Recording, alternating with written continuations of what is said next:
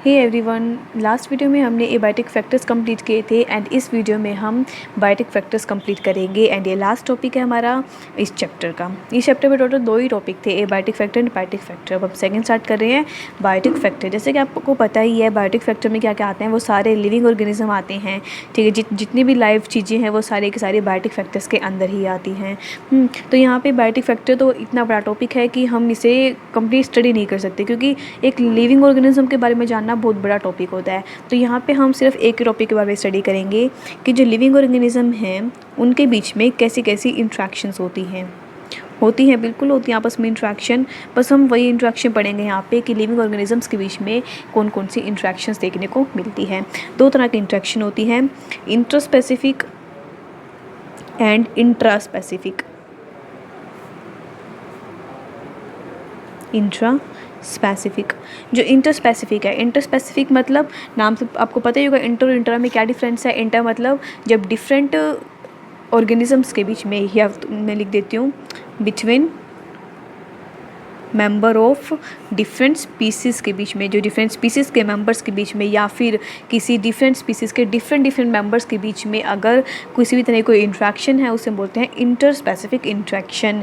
And intra specific interaction मतलब जिसमें हमारी क्या आती है, सेम स्पीसीज़ आती है। ठीक है, उसमें डिफरेंट स्पीसीज़ आ सकती है, इसमें सेम स्पीसीज़ आएगी। एंड जो इंट्रा स्पेसिफिक इंट्रैक्शन है ये आगे दो तरह का होता है। एक होता है ये कॉम्पिटिटिव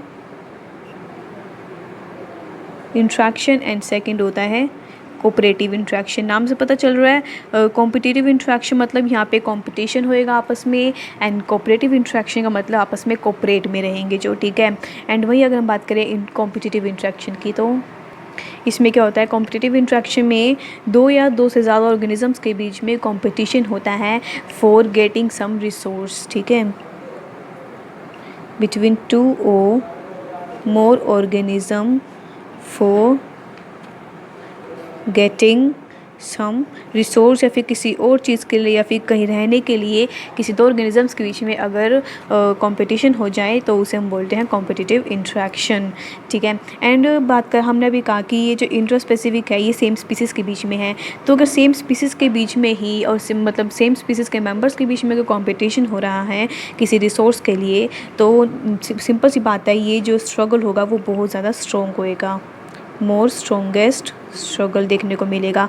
क्यों होएगा, क्योंकि उनकी नीड सेम है, बिल्कुल सेम ज़रूरत है उनकी, क्योंकि सेम ही मेंबर्स, सेम स्पीसीज और उनके मेंबर्स हैं, तो उनके बीच में नीड्स भी सेम होएगी ना, तो इसलिए ये काफ़ी ज़्यादा स्ट्रॉन्ग होता है। एंड अगर रिसोर्स बिल्कुल ही ख़त्म हो जाए, बिल्कुल एंड होने पे हो जाए रिसोर्स, तो ये जो स्ट्रगल है वो बहुत ज़्यादा बड़ा हो सकता है, काफ़ी सीवियर हो सकता है।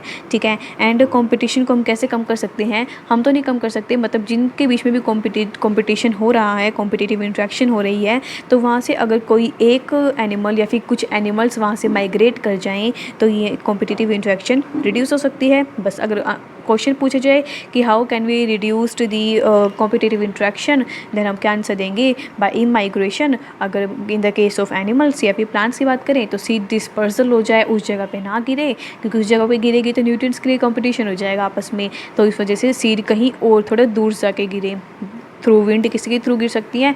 बस बात ये है कि वहाँ से ई माइग्रेशन कर जाए वो, ठीक है, वहाँ से चला जाए, तो इससे कॉम्पिटिटिव इंट्रैक्शन जो है रिड्यूस हो सकती है।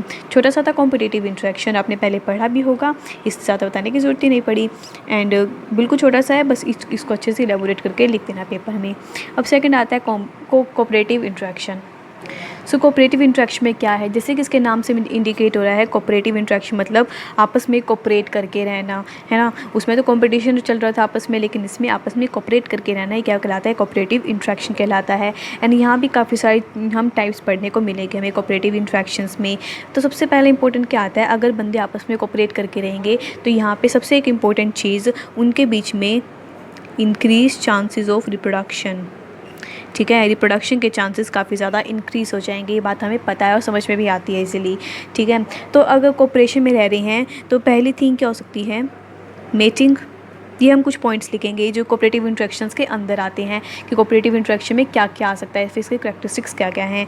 तो मेटिंग में भी कोऑपरेशन में ही रहते हैं, जिसे हम क्या बोलते हैं, it's a pre copulatory sexual behaviour. And second आता है पेरेंटल केयर। पेरेंटल केयर में क्या होएगा, male female and the child. अब जो पेरेंटल केयर है या तो वो एक्स की हो सकती है या फिर वो यंग वंस की हो सकती है। ये आपने पढ़ा ही होगा पिछले सेमेस्टर में, जिसमें हम care of young ones and care of x पढ़ते हैं ज़ूलॉजी में। ठीक है, इसमें बस वही लिखना है कि केयर ऑफ़ एक्स कैसे होती है, केयर ऑफ़ यंग वंस कैसे होती है। तीसरा आ सकता है कोऑपरेटिव इंटरेक्शन के अंदर फैमिली की फॉर्मेशन होना, एक पूरी फैमिली बनना, है ना, उसमें भी इंटरेक्शन आपस में। अब फैमिली में वही फीमेल होएगी, मेल होएगी एंड देयर चाइल्ड होंगे। यहाँ पे कुछ एक टर्म्स आती हैं लाइक मोनोगैमस। मोनोगैमस होता है जिसमें सिंगल मेल एंड फीमेल होंगे, सिंगल मेल एंड फीमेल, एक ही मेल और एक ही फीमेल हो। एंड वही दूसरी टर्म आती है पॉलीगैमस। पॉलीगैमस होता है जिसमें मेल या फीमेल ज़्यादा हो, more female and male, male ज़्यादा हो या फिर फीमेल ज़्यादा हो। ठीक है, कुछ भी ज़्यादा हो सकता है, लेकिन होगा कोई एक ही ज़्यादा, या तो मेल ज़्यादा होएगी, फीमेल वन होगा, या फिर फीमेल ज़्यादा, मेल वन होगा। ठीक है, तो ये यहाँ पे होती है पॉलीगैमस कंडीशन।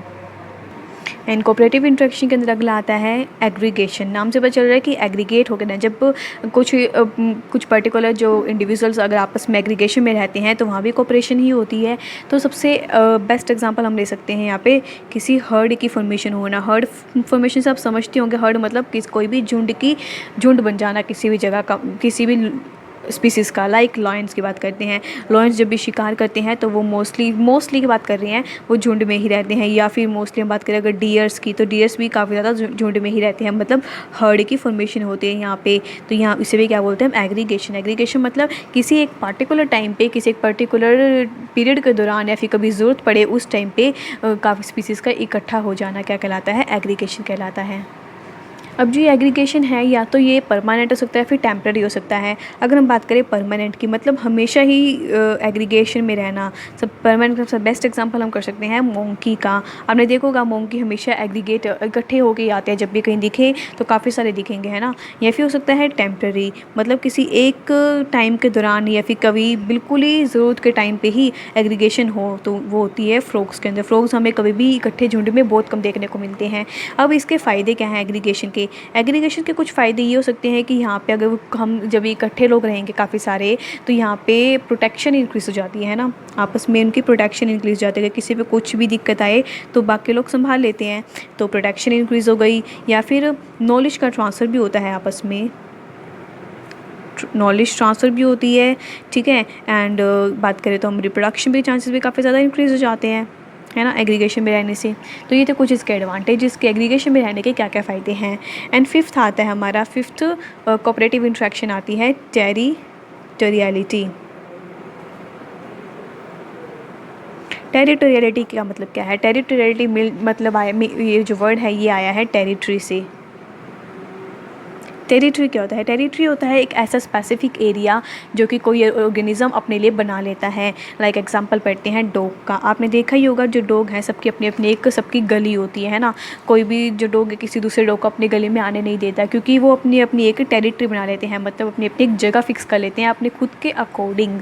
लाइक जो डॉग हैं वो यूरिनेशन के थ्रू अपना अपना इलाका जो है डिसाइड कर लेते हैं। ठीक है, यूरिनेशन के थ्रू ही करते हैं वो सब कुछ। उन्हें स्मेल आती है, उन्हें अपनी क्या करते हैं अपनी जगह तक वो उस स्मेल को वो करते हैं यूरिनेशन करके, ताकि यहाँ पे कोई और डॉग ना आए। ठीक है, तो ऐसी डॉग में होता है। तो टेरिटरी का मतलब क्या है कि अपना एक एरिया डिसाइड कर लेना, एक बड़ा सा जोग्राफिकल एरिया है जिसमें बड़े जोग्राफिकल एरिया को छोटे छोटे स्मॉल एरियाज़ में डिवाइड कर लेना और उसे अपना बना लेना, एक अपना इलाका बना लेना। सबसे मेन एग्जाम्पल, बेस्ट एग्जाम्पल हम पढ़ सकते हैं यहाँ पे डॉग का। डॉग में सबसे ईजिली देखने को मिलता है और समझ में भी ईजी आता है डॉग के एग्जाम्पल से। ठीक है, तो ये था हमारे टेरिटोरियलिटी, जिसमें कोऑपरेशन है यहाँ भी आपस में जो डॉग्स रह रहे हैं। एंड 6 आता है, अब हम कोऑपरेशन की बात कर ही रही हैं तो इसका मतलब यहाँ पे सोसाइटी फॉर्मेशन भी कर सकते हैं बात हम। सोसाइटी में भी तो सारे लोग इकट्ठे ही रहते हैं। अगर हम बात करें किसी, हम मान लो हमारे ह्यूमन बींग्स की बात नहीं लेके किसी एनिमल्स वगैरह की बात लेते हैं। लाइक हम बात लेते हैं आंट की या फिर बीज की। तो आपने देखा ही होगा आंट और बीज हमेशा सोसाइटी के फॉर्मेशन में हमेशा सोसाइटी बना के रहते हैं, एक पूरा ग्रुप रहता है उनका। ठीक है, वही होता है क्या, सोसाइटी फॉर्मेशन। मतलब यहाँ पे जो सेम स्पीसीज़ के इंडिविजुअल जब आपस में एसोसिएशन में रहें तो उसे ही बोलते बोलते हैं क्या, तो वही क्या बन जाती है, सोसाइटी बन जाती है। एंड अगर हम बात करें इससे कि इनके कुछ कैरेक्टरिस्टिक्स की लगा लो, तो ये जो फैमिली सोसाइटी होती है ये सिर्फ यहाँ पे एक ही फैमिली होती है, मतलब सिर्फ एक ही जनरेशन होती है। अलग अलग जनरेशन सिर्फ पूरी की पूरी एक फैमिली होती है वो, ठीक है, वन फैमिली होती है। एंड यहाँ पे डिवीज़न ऑफ लेबर भी होता है। जैसे बात करें हम 20 में, तो 20 में डिवीज़न ऑफ लेबर भी होता है, बिल्कुल होता है ना, तो डिवीज़न ऑफ लेबर भी होता है। तो यहाँ पे कुछ ऐसी कैरेक्टरिस्टिक्स हैं, अगर सोसाइटी में रहेंगे तो डिवीज़न ऑफ लेबर भी ज़रूरी है ना। और एक फैमिली के से मान लो 20 की बात कर रहे हैं, तो 20 में आपने देखा होगा हमें 3 तरह की यहाँ पे हनी भी देखने को मिलती है ना, वर्कर और क्या नाम है, ड्रोन एंड क्वीन। तो इसका मतलब यहाँ पे पॉलीमॉर्फिज्म भी शो करते हैं, एक सोसाइटी के अंदर पॉलीमॉर्फिज्म भी होती है, ठीक है। ऐसे कुछ इसके कैरेक्टरिस्टिक्स हैं। सो बात है सेवंथ, कम्युनिकेशन। कम्युनिकेशन भी एक तरह का कोऑपरेटिव इंटरेक्शन ही है, जिसमें एक इंडिविजुअल दूसरे इंडिविजुअल के साथ कैसे कम्युनिकेट करता है, यहाँ पे हम वो स्टडी करेंगे। ये टोटल 4 टाइप्स का होता है। सो यहाँ पे 4 टाइप्स हैं, chemical communication, tactile communication, visual communication and auditory communication. इससे हम अगर डिवीज़न की हेल्प से पढ़ेंगे तो हम ईजिली समझ सकते हैं। लाइक हम बात करें केमिकल कम्युनिकेशन, नाम से पता चल रहा है केमिकल कम्युनिकेशन मतलब यहाँ पे किसी ना किसी तरह का कोई केमिकल सिक्रीट किया जा रहा है। तो यहाँ पे केमिकल जो सबसे मोस्ट कॉमनली आपने नाम भी सुना होगा, फिरोमोन्स एक तरह का एक्टो हॉर्मोन्स है जो कि केमिकल कम्युनिकेशन में आपस में कम्युनिकेट करने में काम आता है। एंड ये आप देख सकते हो कि किसी भी फिरोमोन्स लाइक कोई मोथ लगा लो, मोथ भी एक तरह का फिरोमोन ही रिलीज़ करती है। एंड वहीं क्वींस मतलब हनी बी क्वीन, ठीक है। तो फिरोमोन क्या होता है, फिरोमोन एक तरह का एक्टिव हार्मोन है जो कि आपस में कम्युनिकेट करने के लिए काम आता है, फिरोमोन्स, ठीक है। एंड या फिर हम लिख सकते हैं इसका काम क्या है, कुछ एक लिख लेते हैं, ये एक एक्ट एज सेक्स एट्रैक्टेंट की तरह ये काम करता है, ठीक है। एंड या फिर किसी भी पाथ इंडिकेटर के लिए काम आता है। पाथ इंडिकेटर का मतलब क्या है कि रास्ता बताने के लिए इसको हम कैसे समझ सकते हैं, इसको हम समझते हैं आंट्स की हेल्प से। आंट जो है मतलब जो इतनी भी चींटियाँ होती हैं, तो वो एक तरह का एक ऐसा फेरोमोन सिक्रीट करती हैं जो दूसरे आंट्स हैं उनको गाइड करती है फूड सोर्स के लिए। अगर किसी एक आंट को कोई फूड मिल जाता है तो वो आंट कुछ ऐसा फिरोमोन्स रिलीज़ करेगी जिसकी वजह से दूसरी जो आंट्स हैं, दूसरी जो वर्कर आंट है वो उसकी तरफ अट्रैक्ट होएगी और उस फूड सोर्स के पास आ जाएंगे, ठीक है। उसी तरह हम बात करें बीस के अंदर हम बात करते हैं क्वीन की। तो आपने सुना ही होगा, पहले 12th में पढ़ा ही होगा, जो बीज होती है, हनी बी क्वीन होती है, जो क्वीन जो है एक इस तरह का एक फिरोमोन रिलीज़ करती है जो बाकी जो दूसरी फीमेल्स हैं ना उनकी ओवरी की डेवलपमेंट को इनहिबिट कर देती है, जिस वजह से वो सारी की सारी स्टेराइल रह जाती हैं, है ना। पढ़े हुए आपने बात ही कुछ एक ऐसी जो क्वीन है ये एक ऐसे तरह का फिरोमोन रिलीज़ करती हैं जो दूसरे फीमेल्स की ओवरी को इनहिबिट कर देता है, उसे डेवलप नहीं होने देता। तो इस वजह से इस वजह से सिर्फ एक ही क्वीन होती है, ठीक है। तो ये था कुछ केमिकल हार्मोन। केमिकल कम्युनिकेशन, किसी भी केमिकल को रिलीज़ करके जो भी कम्युनिकेशन किया जाए वो होते हैं केमिकल कम्युनिकेशन। टेक्टाइल कम्युनिकेशन नाम से इंडिकेट हो रहा है, यहाँ पे फिजिकल कॉन्टैक्ट होता है आपस में। क्या होता है, फिजिकल कॉन्टैक्ट। ये तो फिजिकल कॉन्टैक्ट मेटिंग से हो सकता है या फिर मैमल्स में हम ग्रूमिंग देखने को मिलती है हमें, या फिर किसी और तरीके से, ठीक है। तो ये 2-3 मैंने आपको बता दिए कि मेटिंग के टाइम पे या फिर मैमल्स जब ग्रूमिंग करते हैं उस टाइम पे टेक्टाइल कम्युनिकेशन देखने को मिलता है। अगर हम बात करें अगला विजुअल कम्युनिकेशन की, विजुअल कम्युनिकेशन मतलब नाम से पता चल रहा है कोई भी विजुअल एक्ट करके, ठीक है, मतलब ऐसी चीज़ करके जो हमें दिखे। अब फिरोमोन रिलीज़ करेंगे तो हमें दिखेगा नहीं, बिल्कुल भी नहीं दिखेगा, ठीक है।